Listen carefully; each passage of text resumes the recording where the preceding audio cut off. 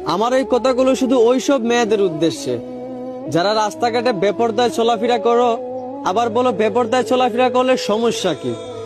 কথাগুলো খেয়াল করবেন। একদিন একটা মেয়ে মারা যাবার পর তাকে কবর দেওয়া হয়। তাকে কবর দেওয়ার কিছুদিন পর ওই কবরের পাশ দিয়ে যেই হেঁটে যাইতো সেই ওই কবর থেকে মেয়েটার চিৎকার শুনতে পাইতো। এইভাবে দীর্ঘদিন চিৎকার শোনার পর গ্রামবাসী মিলে একদিন চিন্তা করলো যে কবরটা খুঁড়ে দেখবে। যেই বাবা সেই কাজ, সবাই মিলে ওই কবরটা খুঁড়তে লাগলো। কবর কুড়া শেষে দেখতে পারলো মেয়েটা একটা ঘুমটা দিয়ে বসে আছে। তখন মেয়েটাকে জিজ্ঞেস করা হলো যে তোমার সাথে কবরে কি এমন হয় যে তুমি এরকম ভাবে চিৎকার করো, আর তুমি ঘুমটা দিয়ে বসে আছে কেন, তোমার ঘুমটাটা তুলো। তখন ওই মেয়েটা বলল, আমি ঘুমটাটা অবশ্যই তুলবো, তবে তার আগে আপনারা সবাই এখান থেকে চলে যান।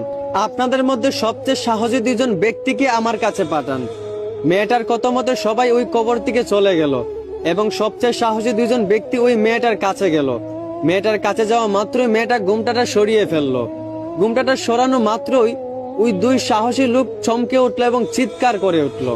ঘুমটাটা সরানো মাত্রই ওই দুই সাহসী লোক দেখতে পেল মেয়েটার মাথায় চুল চামড়া কিছুই নেই। মেয়েটার মাংস আর মগজগুলো পুকে খাচ্ছে। মেয়েটার এক একটা টুট বাইম মাছের মতো ফুলে গেছে। তখন ওই মেয়েটাকে জিজ্ঞেস করা হলো যে তোমার এই অবস্থা কেন। তখন মেয়েটা প্রশ্নের উত্তরে বলল, আমি যখন দুনিয়াতে বেঁচে ছিলাম তখন আমি তেমন খারাপ কাজ কিছুই করি নাই, আমি ভালো হয়ে চলতাম। কিন্তু আমি যখন মাঝে মধ্যে বাজার হাটে যাইতাম তখন আমার চুলগুলো খোলা থাকতো। আমি পর্দা করে যাইতাম না, টুটে লিপস্টিক লাগাই যাইতাম, বেপরদায় বাজারে চলে যাইতাম। এই সামান্য বেপরদায় চলার কারণে আজকে আমার কবরে এই অবস্থা।